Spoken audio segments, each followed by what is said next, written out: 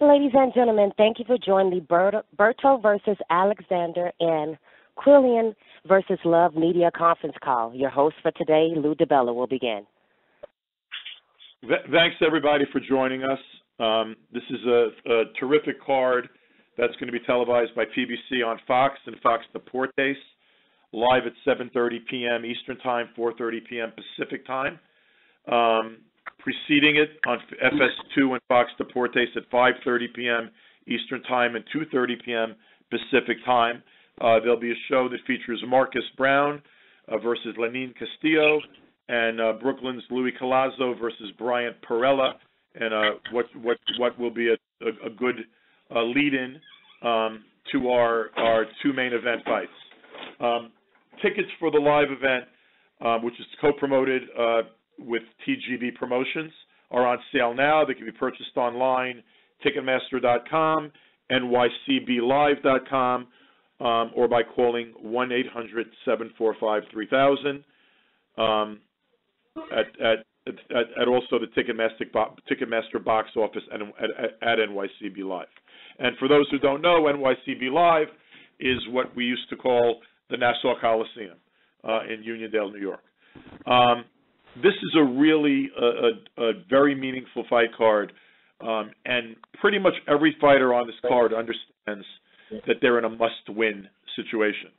In Andre Berto and Devon Alexander, you have two-time former world champions, both of whom want to fight under the biggest lights in the biggest fight possible, and they must win in this battle against each other in the welterweight division.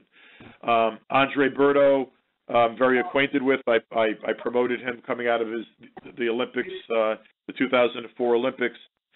He's had a terrific career, and he's looking to continue that career on the highest levels, and he has his hands full with Devon Alexander on August 4th. Andre, want to say a couple of words? It's going to be a tremendous fight card, man. I'm looking forward to it. We've had a tremendous training camp, and I know the other side is ready, and like I said, I'm excited. I'm looking forward to it. Devon? Hey, for me, I'm just excited to get back in the ring. I'm excited to continue to show people why I'm still one of the top elite welterweights in the world. I want to prove to people that I'm still in my prime, and every fight is meaningful in my career at this point. So I just want to thank everybody who made this possible. I want to thank Lou and Al and GB Promotions and New York for hosting this fight. And I'm just excited. I'm excited to get into Roberto, and I'm excited to see what he got. I'm preparing for a live Berto, so training camp is tremendous, and I'm just ready. We also have on the line trainer extraordinaire Kevin Cunningham, one of the best trainers and best guys in this business. So if anyone has questions for Kevin, you can also throw those out. But I'm going to open it up for questions to Andre Berto and Devon Alexander. So, moderator, we can go to the queue. Ladies and gentlemen, if you have any questions at this time, please press star 1 on your telephone keypad. Again, if you have any questions at this time, please press star 1 on your telephone keypad. And our first question is going to come from Dan Raphael from ESPN. Please go ahead. Thank you very much. Hello, everybody. My first question is for Andre. Andre, how are you today? What's going on there? What's going on with you? It's been a while. My question for you, I was just looking, to be honest, I knew your last fight was against Sean. I just couldn't remember exactly when it was. It'll be about 16 months, I guess, by the time you and Devon get into the ring. And look, you've had a good career, won 2 world titles, been in a lot of big fights, made a ton of money, and given the fans a lot of action-packed fights. But you're not getting any younger now. And when fighters get to this particular part of their career, I wonder what's their motivation to keep on going. I think you got money in the bank, you got your marbles, and what is your motivation these days to keep going? I mean, of course, just like I have all of that. So everything is my motivation nowadays is to finish off the way we want to finish off. The fight with Porter, of course. Devon knows as well. He's an MMA fighter in there, and he doesn't make it. He does a lot of rough things, a lot of rough tactics, and for me, that's not the way. And I really wanted to, try to finish things off towards the end of my career, and that's the situation. I mean, I've had a tremendous career, and for me, I believe that I'm in the headspace now, and physically, mentally, in a great space to, just try to finish this thing off the way we want to finish it off, and that's strong. I was going to ask you, what would then be the ideal way to finish it off? Because, Andre, you come from a fighting family. You've been around a long time. Most fighters, they don't end the way they want to end. Oh, for sure. I know how the game goes, man. And me, I'm just 34 years old, and like I said, we're still young, we're still vibrant. We still have all our marbles, still have all our money, and just for us, we just want to really try to start and try to make it the new trend to just try to step away from this game, early and with all our marbles. But of course, we want to try to make sure just to put everything into this game, towards the end, and that's where I am right now. I had a nice, bit of time off to really heal and really just get just in the new type of vibrant, mode, for this upcoming camp, and it's definitely showed all through camp. So I'm looking forward to showing all the skills fighting that. Who is training you right now? I know you had been with Virgil, but I also know he had some medical issues. What's your training situation at the moment? No, Virgil's been good, man. Virgil's been in camp the whole camp. Good, okay. I wasn't sure if he was back or not. He had situations at the beginning, but he's good now. Okay, so then just one other question for you. This is it's a nationally televised fight. It's a 12-rounder. You're fighting another, equally as experienced championship level guy throughout his career. Sure. So where do you view? I mean, a win on itself would be obviously something that would be make you happy, obviously. But where would it lead to? Where do you believe it would lead to? I believe in myself and Devon. We're at a place that our names, are heavy enough in the game that it could just lead us, directly to a title shot. So, so this right here is an important fight, on both ends. Like I said, I've known Devon for a long time, since the amateurs. I've known Quillin for a long time, since the amateurs, and Devon's brother, actually. So, I got much respect for those guys. I ain't really got too much of the trash talking and crazy shit to say, but I know they're gonna come prepared, and on this side we're definitely prepared. So I believe it's just gonna be a tremendous fight. All right, very good, Andre. Appreciate your time and good luck in the fight. And I have a couple of questions for Devon if he is there. Devon, you there? Go for it, Dan. Hey, Devon, good to talk to you today. Listen, I watched your last fight in February against Victor Ortiz, and nothing shocks me in boxing anymore, frankly, but, it was extremely disappointing to see the way that fight was scored. Do you think that most people look at that fight, and even though they may see a draw, they say, that's Devon Alexander. He just beat Victor Ortiz in the last fight? I think so. From the backlash from after the fight, I think everybody knows that I won convincingly. I think going down there at Paso was I didn't think nothing of until after the fight to say, I was going to have to, dominate completely to get the decision. So, I mean, he had a lot of fans down there, and I'm not making no excuse, but I thought I won convincingly, and, that's part of the game. I think I'm glad a lot of people saw the fight, and they got to make their own conclusion from the fight. So I was happy about that, and after the fight, you showed up the backlash. I'm just glad everybody got a chance to see it. All right, so now you go in the ring with Andre, Berto. You heard his comments just now. That you guys look, you're both need kind of a big win, he thinks he can get a title shot with a win because you guys both have pretty big names in this game. Are you of that same opinion that it may not be an official eliminator, but he's a well-known veteran that's had a long, good, storied career, and you're sort of in the same situation that even though it's not an official eliminator, it could legitimately lead you to another title shot? Is that why you took this fight? Absolutely. I mean, me and my coach never shy away from any challenge, any opponent, anybody, my whole career. So this fight can catapult us to a world title shot, and that's my goal. That's my goal. That's when I made my comeback. That was my goal, to get another world title, and that's what I'm focused on. I'm hungry. I just turned 31. I'm hungry, and I feel refreshed. I feel vibrant, and I just want to show people that I'm still one of the lead welterweights in the division. I'm still right here. I'm still the Devon Alexander that people saw 4 or 5 years ago. This fight, this win, will and it should put me in a title fight soon. He did refer to you as an MMA fighter. I mean, he was awfully nice in a lot of his comments, but he did say you're an MMA fighter in there. I know sometimes it gets rough in there, Devon Alexander. I mean, you've been in fights where there's been headbutts involved. How do you respond to that? I'm calling you an MMA fighter. No, he was talking about Sean Porter. I thought he was talking about Devon Alexander. He was talking. No, he wasn't talking about. I withdraw the question. Andre, I was right. You were referring to Porter or to Devon? No, I was referring to Porter, man. Everybody knows how he gets down. All right, my bad. You can delete that from the transcript. Sorry, guys. All right, Devon, thanks a lot for the time also, and good luck on the 4th. Thanks, man.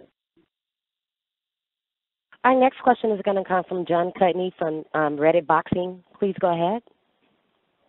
Hi, this is a question for Devon.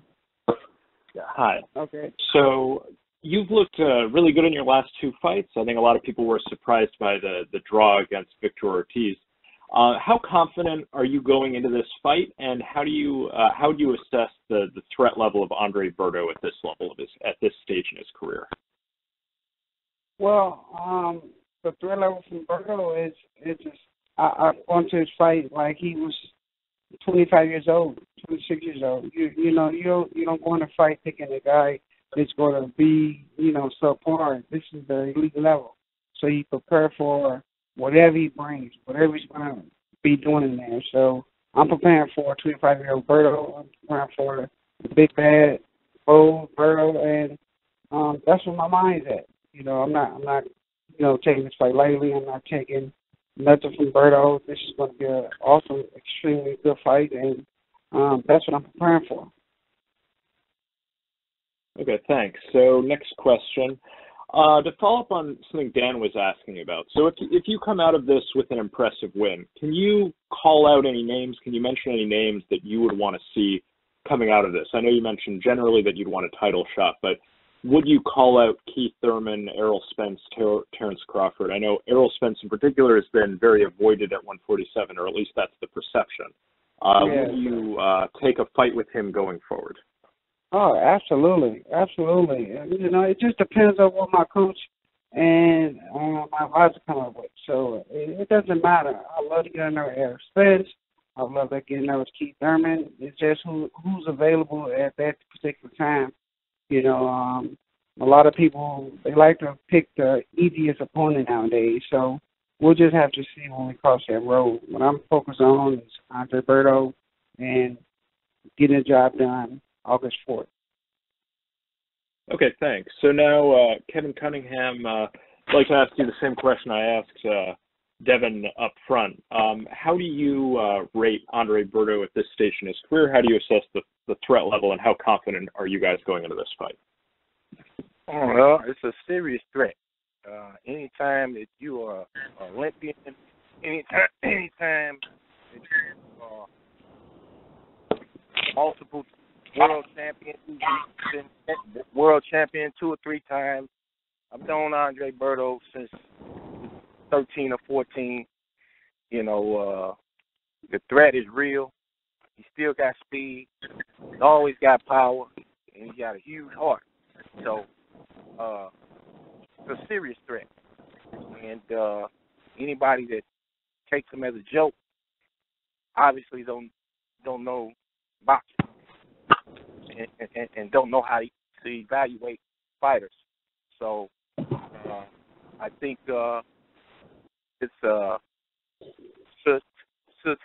fight is going to be a fan-friendly fight because there hasn't been too many fights where Devon or Andre Berto has been in where there's been what you would call boring. I mean, everybody has one or two here and there if they had illustrious careers like both of these guys. But for the most part, both of them have had fan-friendly fights, and I think this one's going to be great. They're two of the biggest names in the welterweight division, and I think it was great for this fight to be put on network television because people like watching names that they're familiar with.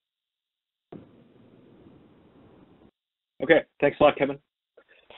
Question for sorry, could I ask Andre a question? Absolutely. Yeah. Sure. So, okay. So, hey, Andre. So, similar questions I was asking Devon. So, you fought Victor Ortiz. You scored a highlight. Devon just fought Victor Ortiz and fought to a draw, albeit kind of a disputed draw. So, just wondering if you can assess Devon's threat level at this point in his career. He spent some time out of the ring, but he's looked good. Yeah. And talk about your confidence going into this fight. I mean, listen, of course my confidence, is high, but at the same time, you can't, just like Kevin just said, you got a guy that's a two-time world champion, and he has, tons of that, high level, amateur experience on his belt. The fight with Victor Ortiz, they say it was a draw, but of course, a lot of people, believe he pulled it out. I believe that he, came out there with the victory as well. So I believe that they just can't stay on situations like that. Victor Ortiz is the type of guy that either he's going to be alive one night or the other night, he'll fall apart. You just never know which one that you'll get. And he's a former world champion as well. I just, in situations like this, man, it's the fight game. So anything can happen in that night. And it just bugs me out at times how people will downplay, another fighter just because of their last performance and not knowing, where they've, come from, what they've achieved, and just really just trying to discard the skills. But like I believe, Devon Alexander, he's highly skilled, as you can see, and he took some time off. I know about his situation. I know about that whole situation that happened. But he's here and he's ready to fight, and he's at a point in his life that he took a lot of, I believe he took a lot of slack, because of the Ortiz fight. So I think he's going to take that energy. I think he took that energy into this camp. And that's what I'm looking for. Same thing with when I fought, Victor Ortiz the first time. I overlooked him. And he beat me. But I didn't go into the second fight. I didn't care how he looked, fight before, 2 fights before. I came in there to handle business. I came there as a dog. So whichever Victor Ortiz showed up. And it's the same situation here. So, and I believe Devon Alexander is going to be at his best.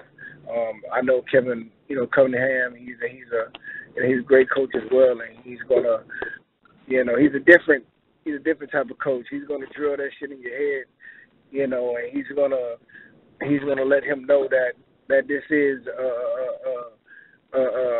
do or die opportunity for him. And he's gonna voice it a lot.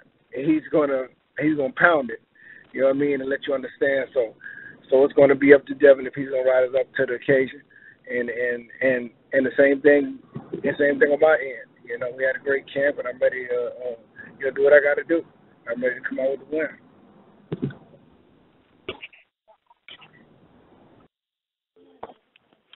And our last question for this group is going to come from Keith Eidick from theboxingscene.com. Please go ahead. Yes, my first question is for Devon. Devon, you obviously came off a very long layoff before you fought Castillo, and you know how hard that can be. How do you expect the long layoff to affect Andre in this fight? Well, we've been doing this our whole lives, so, you know, it affects everybody's different. Everybody's body's different, and I can't say how it's going to affect them. But for me, it took me a couple rounds to get my legs under me.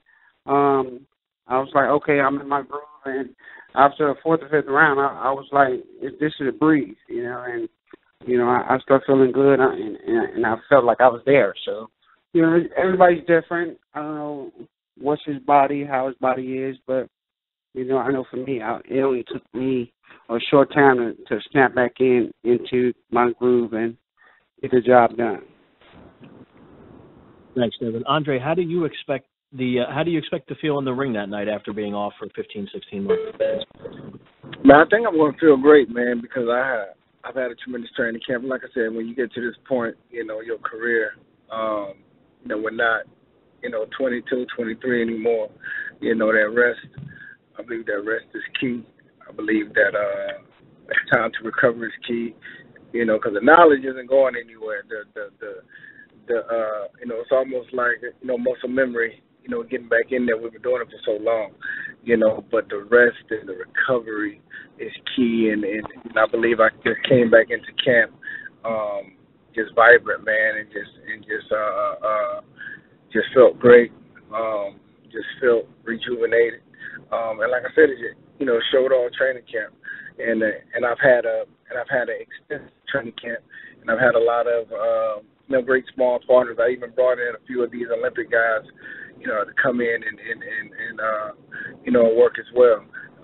Yeah, I feel sharp, fast, you know, strong, and you know, I don't think it's going to affect me at all. Andre, after you lost to Porter, how close did you come to retiring? How much did that enter your mind, and how did you wrestle with that? I mean, with the Porter fight, it was just, I mean, like with me with the Porter fight, man, it was just a lot. There was just a lot going on. I mean, it was my first time realistically, you know, being in a fight and getting and taking those type of and, you know, taking that type of, you know, damage when it comes to headbutts and shit like that. I mean, he didn't punch hard at all. He didn't really hurt me in any punches. And I was just so, you know, confused at the time on how many headbutts, you know, I could just take, and the referee just wasn't saying nothing. And you know, Verge was just trying to keep me calm because he knows me. He knows I was going to go right back with some other, you know, fouling type shit. But he just tried to keep me, you know, in tune. And I just really wanted to just take some time off after that, man, because, you know, I took some hard butts. And that was the first time, and all my fights, to be realistic, even though I had a few, you know, tough scraps, that was the first time I had a concussion. So I had to, you know, I just wanted to just take some time off and really, you know, heal up nice like I needed to, and, you know, spend time with the family and just really just, I mean, take my mind away from it.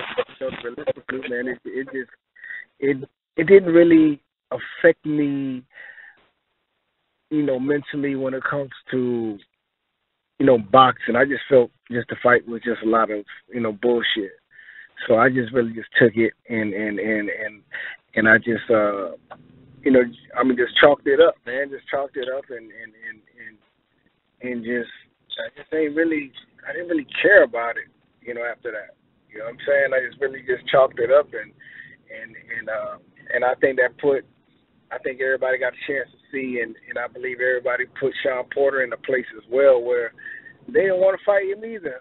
It's not because you're good, not because you're skilled. It's because they didn't want to go in there and get you know, a lot of damage from all the other, you know, bullshit that he does, and you know, and that's why it took him so long to get this fight now as well. You know, after coming off a win, and you got, you know, Keith Thurman that's guaranteed to fight you, right after the fight, nobody don't want to fight that guy, man. Nobody don't want to deal with that type of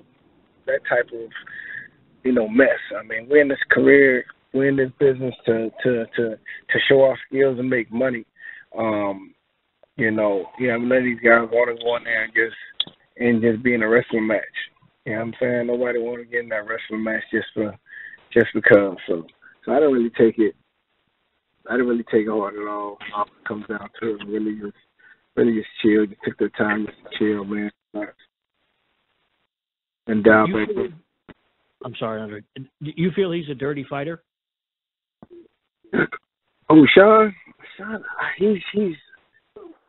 I don't know what type of fighter he is. To be realistic, I mean, Devon fought him. A few other people fought him, and like I said, I just don't think too many people walk out of that ring without any type of, cuts, scars, or damages, and not from any punches. You know what I'm saying? So, I mean, it's all power to him and his father on how they handle this situation. It's all good, and I don't got nothing else to say about that. But, it just wasn't. He's just not the type of fighter that anybody just wants to just fight just for shits and giggles. There has to be a big reward, at the end of that tunnel.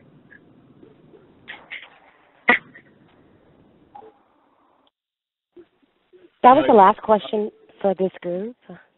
Thank you, Andre. Thank you, Devin, and thank you, Kevin. We'll see you guys next week. All right. Appreciate it. And move on to the co-featured bout. And before I introduce the combatants in the co-featured bout, I just want to point out there are some terrific world-class fighters fighting on the non-TV undercard on this show. Sergey Lipinets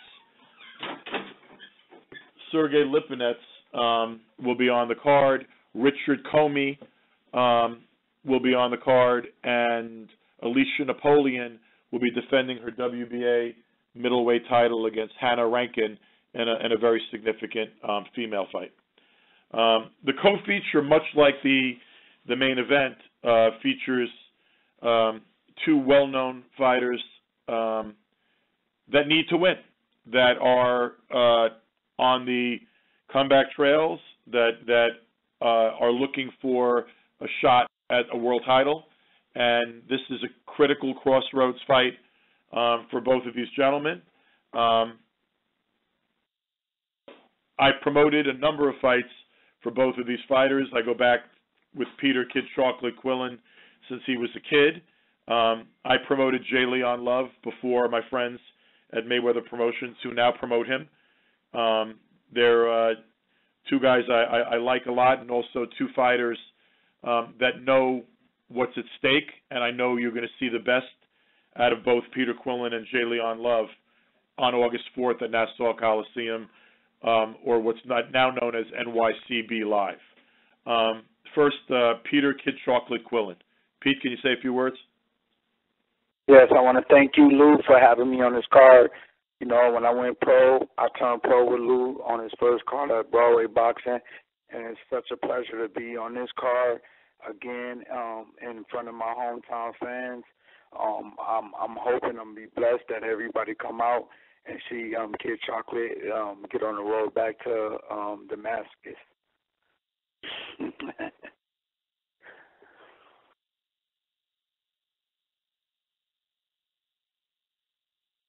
Hello. Hey, Lou? what's going on? J. Leon? Would you like to Hey, what's going on, Lou? Hello to everybody here.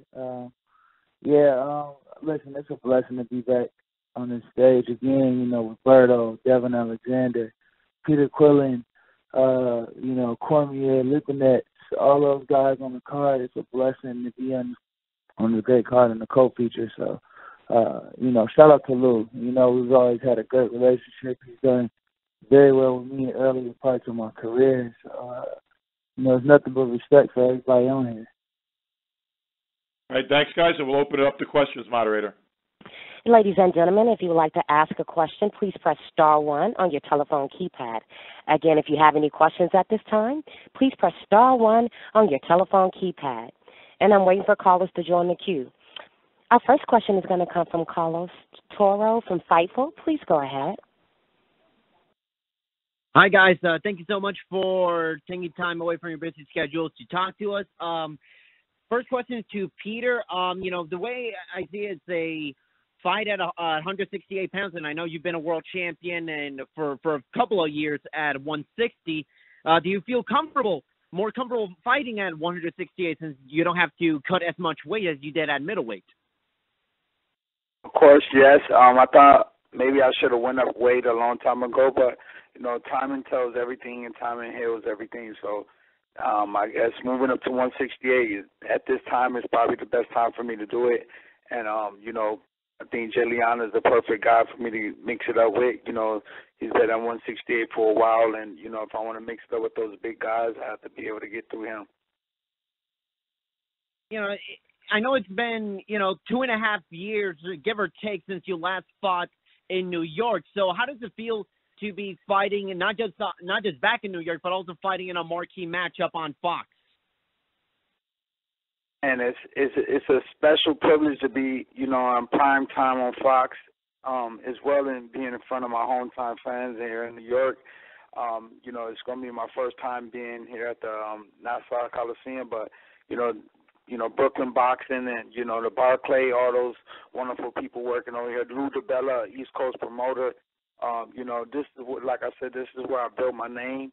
I'm just excited to be back. The level of intensity for this fight is right there. So, I just got to put my best foot forward.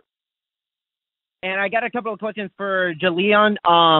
Julian, what would a win over Peter Quillin mean for you? You're already ranked in the top 15 in a couple of sanctioning bodies. So do you feel like this is the type of fight that will elevate you to a point where you or some of the other champions at 168 have to, might look towards you for a title shot?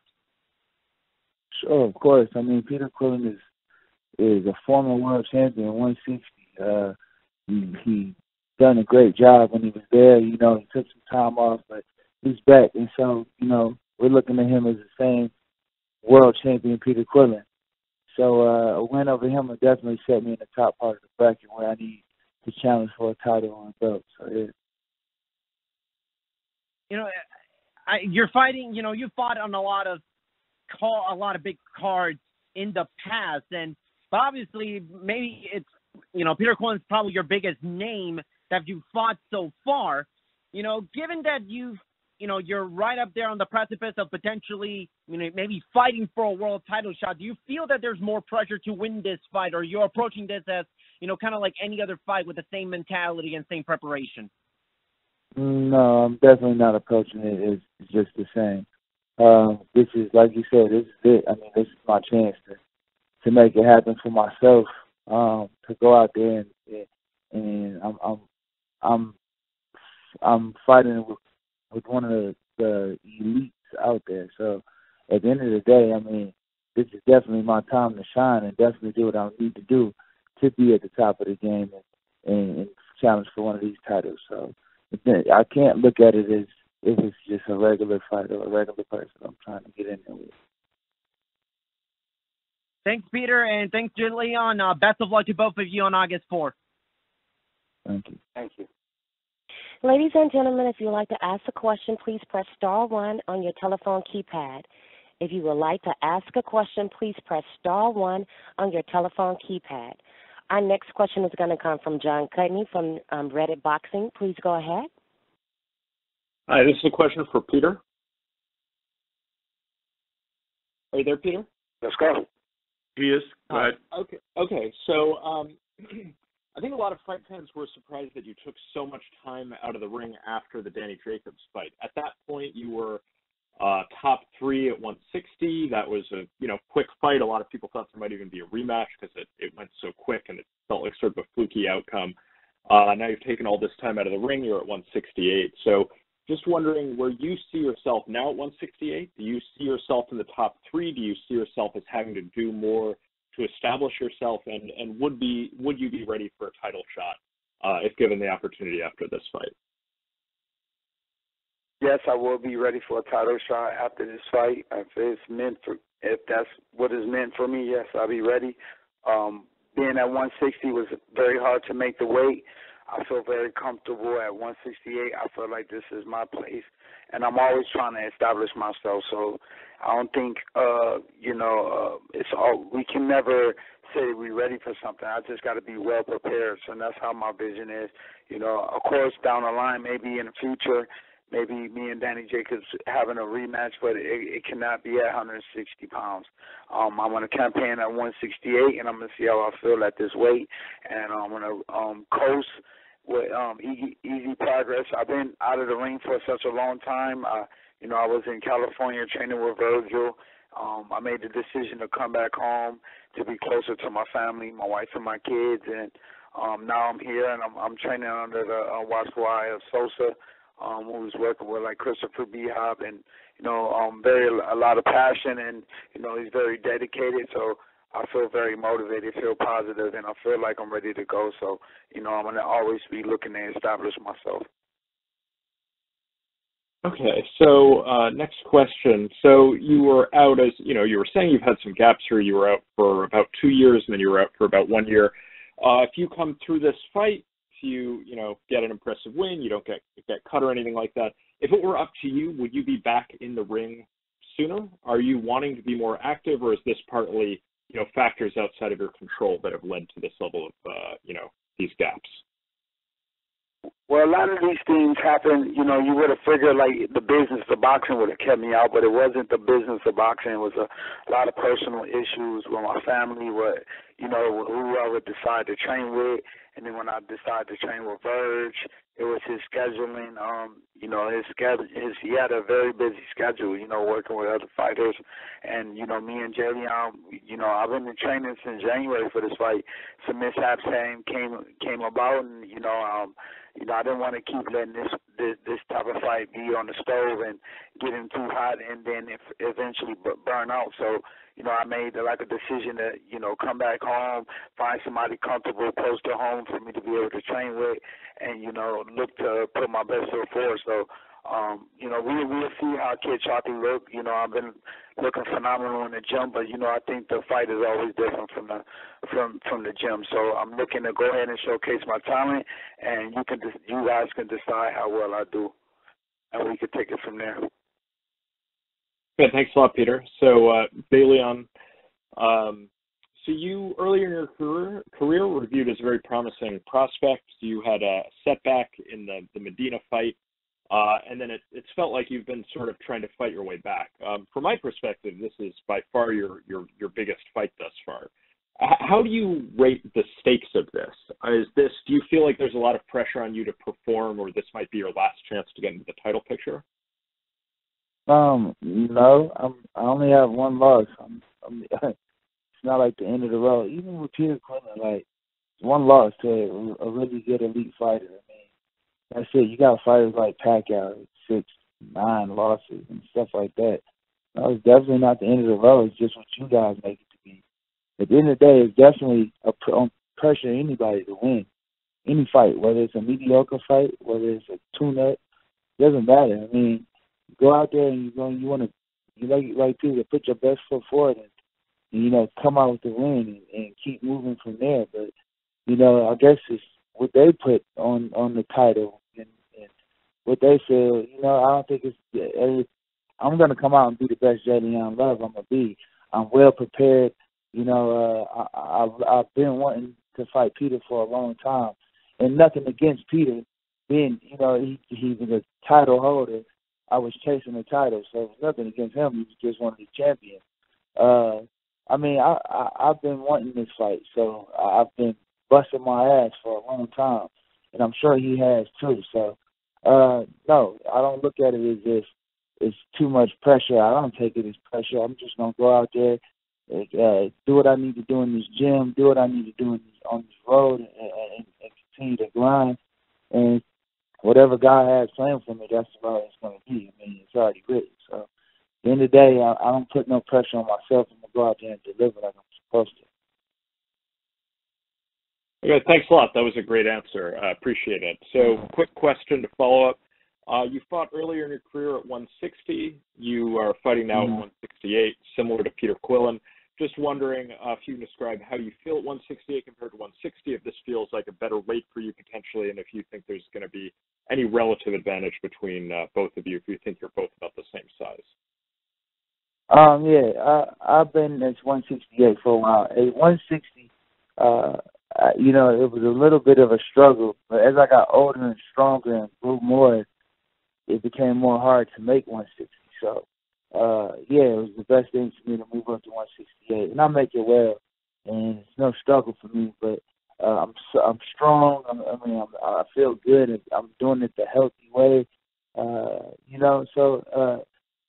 don't think it's an advantage. I mean, we're men. You know what I mean? Everybody isn't walking around. It isn't like, okay, Peter Quillin is fighting up at 168, but it's not like he's walking around at 154 fighting at 68. He's coming down to 168, so he's a grown man. I don't think it's an advantage at all. I think, Peter Quillin is going to be the best fucking Peter Quillin he can be. And I'm going to be the best fucking Devon Love I can be. So this is going to be a really good fight. I can't wait. I know Peter can't wait. Shit, this has been a long time coming. These camps on top of camps. It's going to be a good fight. No advantage for anybody, I think. I can't wait to fight in New York. It's not my first time. So I'm looking forward to this whole thing. Gentlemen, we need to take a last question now. Okay. And by the way, I really do believe what you just heard from Devon Love. I think this is going to be a sensational fight, as will the main event. There's a lot at stake for all four of these fighters, and these are guys that are going to throw down and do what they have to do to try to win. Last question, please.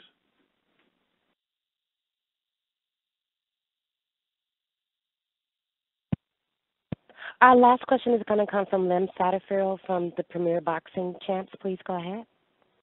Hey, guys. How you doing? My first question is going to be for Peter. Peter, how you doing? Peter? I don't think the line is there anymore. Okay. Is Jay Leon still on? I'm still here. Okay. You got a question for Jay Leon, Lem? Sure. Hey, Jay Leon, I know you just answered a question about not feeling pressure. You've had a great career in terms of, like you said, only losing once to Rogelio Medina, who's a tough out for everyone. But you still haven't won a title, and Lou characterized this for all four of the guys that have been on the call as must win. How do you relate to that terminology as far as your career and the place you are in now against Peter Quillin? Shit, if anybody wins the title shot and to win a belt or even be a contestant to go against the belt, you better win. That's it. This is it. You better fucking win. You better go out there, put it all on the line and win. Period. That's what it takes. So, we're fighters. We're gladiators. We're elite. This is what it is right here. Go out there, show that you won a title. Show that show that, it's a difference between a prospect. Show that, you're no longer a contender. You should have been had a title shot. Go out there and bust your ass in front of everybody and do what you're supposed to do. Hell yeah. If you think of it that way, the way Lou is putting it, I like to look at it that way. It's no pressure for me because I know what I want. I know what I've been ready for this. You know what I mean? So at the end of the day, here's my chance to go out there and do it. You only get a few chances in this game. It ain't like basketball, where you can lose and it's a team loss and, hey, don't worry, you got a chance to still make it to the playoffs, positive championship. Hell no. It's it. You lose too many times, it's over. People don't look at you like that anymore. People think you're a has-been or he's old, he's done, this, that, and the other, and it's over. You know what I mean? That's what boxing is. So go out there, dominate, do what you're supposed to do, fucking win. Period. And my last question. Well, is that it or? We have Quillin back on the line. All right. Sorry, I don't have that. One more quick question. Okay. Yeah. Is Repeat. Peter on the line? Yes, Peter's on the line. Yeah, I'm on the line. Okay, Peter. I know you're a big family man. You referenced that earlier. You're 35 years old. Obviously, have two beautiful kids. How difficult is it at this point in your career to transition from being in training? I know you said you moved closer to be closer to your family, and also how incentivized, conversely, are you to fight for them at this point in your career and to possibly get one more shot at a title? The motivation has definitely changed. I'm 35. I got to witness, what being old age could feel like, but I'm very fortunate to say I haven't partied a lot in my career. I just, I've been in the gym a lot, many years in my life. Being around my family, I think the hardest thing was letting another man tell me how to sacrifice for my family. So I was like on the road all the time. I was traveling, and I missed some very special moments with my kids growing up. I felt like a FaceTime dad at a time, and for the most part, a lot of special fighters reached out to me, and when I was making the decision to be closer with my family, I was asking for advice as far as how many fighters train at home with their family, and what I found out is a lot of fighters, train at home with their family. Early in my career, I basically sacrificed going to camp and being away, being secluded, not around people. But now I don't need that because I don't have problems with partying at home. It's a schedule, and my family kind of work around my schedule. My kids, they eat around their dad. We all pretty much eat healthy outside of when I'm getting ready for a camp. So it's just much easier when I have a whole family who don't eat fast foods, and they kind of understand what I do. My kids know that I'm a boxer. My son definitely know. He comes to the gym once a week with me, just to kick it with me, and just to experience what Dad do for a living. My wife has been probably one of the biggest supporters I had. She got a full-time job, and she basically makes herself available for whatever I need her for. So, I got all the real support system that at the end of the day, if anything ever happened in a boxing match, I usually come back home to my family anyway, and they'll set me in my condition. So why not, fight in the condition where they're going to set me regardless. So, my biggest thing was, learning what kind of leader I'm trying to be for my household. Everybody pretty much followed my lead in my household, my wife, my kids. And, I just want to do stuff out of being the goodness of my family, and most importantly, out of sense of God, being righteous to what God is doing with my family and staying obedient to His plan. Thanks a lot, Peter. Good luck in the fight. And as you pointed out, Peter is a good family man, and he has to run to pick up his kids now. So, actually, I got my boy came by. He's gonna swing and get him. So, if you guys did need me for a couple more questions, I'm available for you guys. I know promoting for the fight is very important, and I'm very excited to be on with you guys. So, it's a way we make a way out of no way. Anybody have any more questions? We're good. All right. We went for 250. So, but thank you. That's really helpful, Pete. Thank you so much. So, if you want to have Rudy make closing comments, I think we can wrap it up. All right. Yeah, I just again point out this great card, August 4th, NYCB Live, home of the Nassau Coliseum, Uniondale, Long Island. The PBC on Fox and Fox Deportes fights begin at 7:30 p.m. Eastern Time, 4:30 p.m. Pacific Time. FS2 and Fox Deportes at 5:30 p.m. Eastern Time, 2:30 p.m. Pacific Time, with Marcus Brown against Lenin Castillo and Louis Collazo against Brian Perella. Tickets can be purchased Ticketmaster.com, NYCBLive.com, at the Ticketmaster box office at NYCB Live, or by calling 1-800-745-3000. Thanks, Petey. Thanks, Jayleon. I'll see you guys next week, and I hope to see you all at the Nassau Coliseum. Thank you. Thank you, ladies and gentlemen, for joining. You may all disconnect and have a great day.